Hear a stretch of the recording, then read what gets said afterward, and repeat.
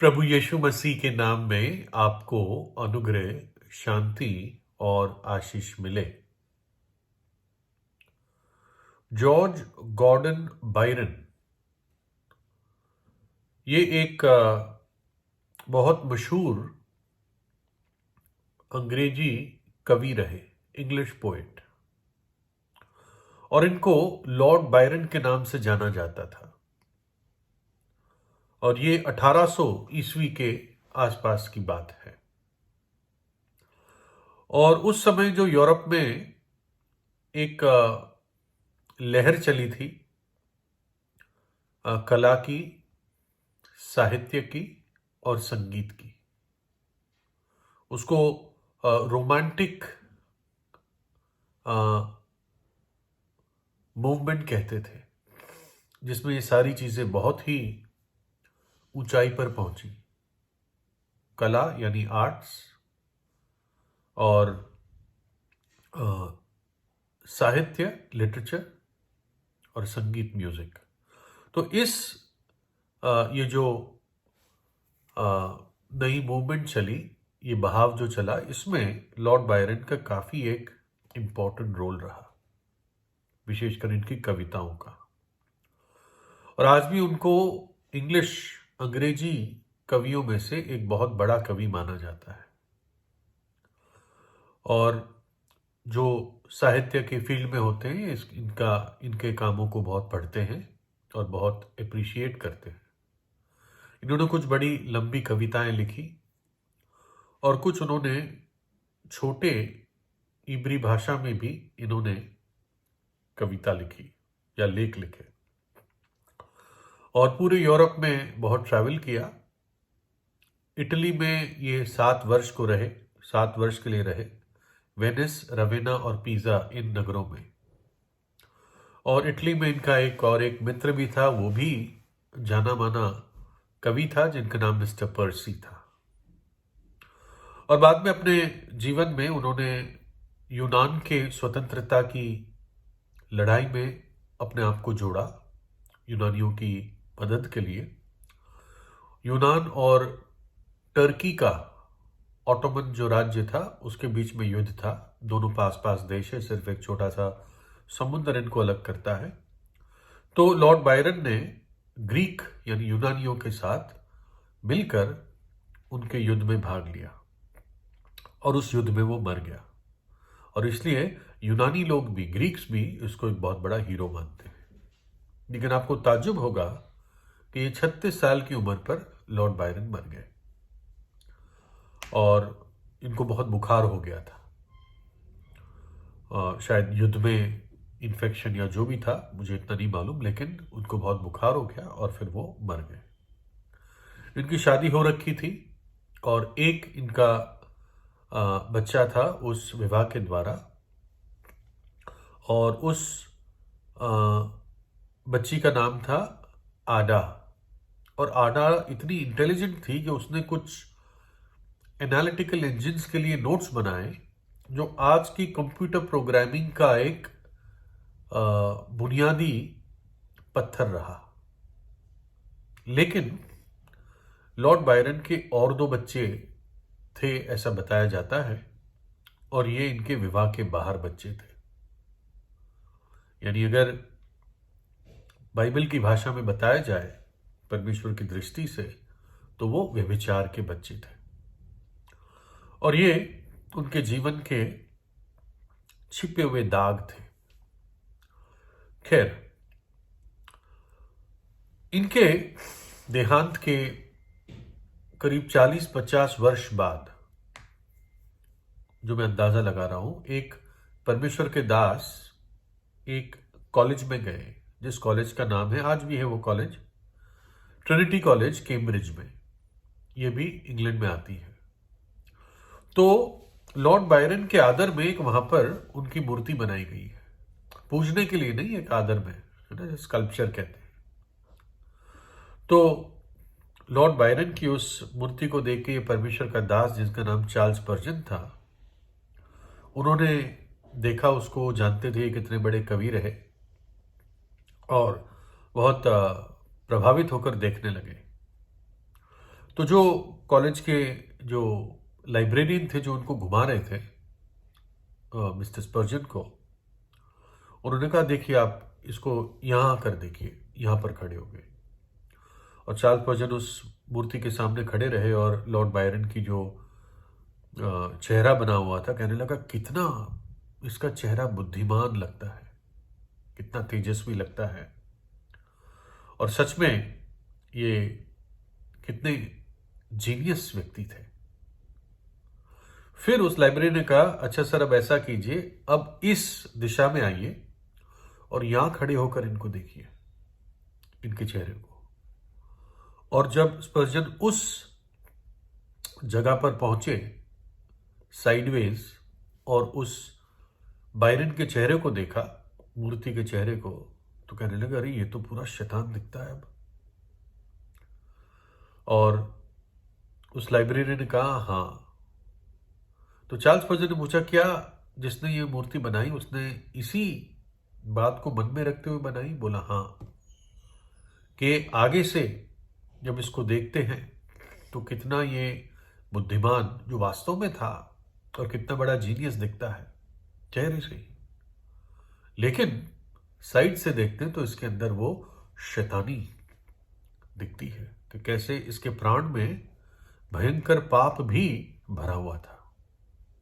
यही वर्ड्स उसने बोले, भयंकर या बहुत पाप भी, या पाप का वजन इसके प्राण में भरा हुआ था। और हमें नहीं पता कि जिसने वो मूर्ति बनाई वो उसने क्यों ऐसा किया, लेकिन शायद कुछ ही लोगों को उसने ये बात बताई होगी कि यहां से देखोगे तो पूरा शैतान दिखता है। और बाइबल बताती है कि मनुष्य के जीवन में, मनुष्य के प्राण में, मनुष्य के हृदय में कितना भयंकर वजन वाला पाप कूट कूट कर भरा हुआ है। रोमी 3 में लिखा है, जैसे लिखा है कि कोई धर्मी नहीं, एक भी नहीं, कोई समझदार नहीं, कोई परमेश्वर का खोजने वाला नहीं, सब भटक गए हैं, सब के सब निकम्मे बन गए हैं, कोई भलाई करने वाला नहीं, एक भी नहीं। उनका गला खुली हुई कब्र है, उन्होंने अपनी जीभों से छल किया है, उनके होठों में सांपों का विष है, जहर है, उनका मुंह श्राप और कड़वाहट से भरा हुआ है, उनके पांव खून बहाने को फुर्तीले हैं, उनके मार्गों में नाश और क्लेश ही है, उन्होंने कुशल का मार्ग नहीं जाना, उनकी आंखों के सामने परमेश्वर का भय नहीं। ये किसके लिए? ये संसार के लोगों के लिए जो प्राकृतिक रीति से लोग दुनिया में जन्मते और बड़े होते हैं, ये इस कैटेगरी में आते हैं। एक भी धर्मी नहीं है ना, कोई भी धर्मी नहीं। फिर जोब में लिखा है, फिर मनुष्य अधिक घिनौना और मलिन है जो कुटिलता को या अधर्म पाप को पानी की तरह पीता है। मनुष्य अधिक घिनौना और मलिन है। अच्छा नहीं लगता ऐसा सुनने में, यार मुझे घिनौना कह रहा है कोई, लेकिन ये परमेश्वर का वचन बताता है।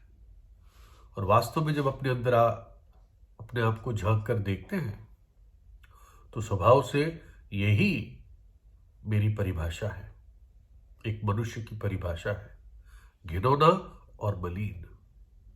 उस पवित्र परमेश्वर की दृष्टि में जो इतना पवित्र है, जो पाप को जानता नहीं, और मनुष्य जो कुटिलता को पानी की तरह पीता है।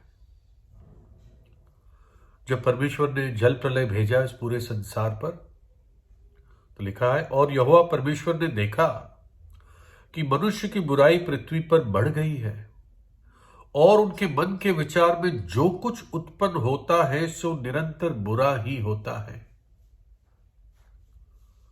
रोमी 6:23 में लिखा है, क्योंकि पाप की मजदूरी तो मृत्यु है, परंतु परमेश्वर का वरदान हमारे प्रभु यीशु मसीह में अनंत जीवन है। पाप करने पे मृत्यु कमाते हैं, लेकिन प्रभु यीशु वरदान में अनंत जीवन देता है। तो क्या चुनोगे? पाप करना चुनोगे या परमेश्वर का वरदान चुनोगे? दोनों में से एक ही चुन पाएंगे। परमेश्वर का वरदान अनंत जीवन चुनोगे यानी पाप के लिए ना कहोगे, पश्चाताप करोगे। लिखा है पहला पतरस में, वह आप ही हमारे पापों को अपनी देह पर लिए हुए क्रूस पर चढ़ गया।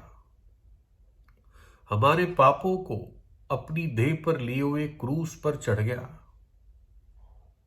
जिससे हम पापों के लिए मर जाएं, ताकि हम पाप के लिए मर जाएं, यानी पाप के जीवन के लिए अब नहीं जिएंगे, मर गए, और धार्मिकता के लिए, है ना, सदाचारिता के लिए अब जीवन बिताए।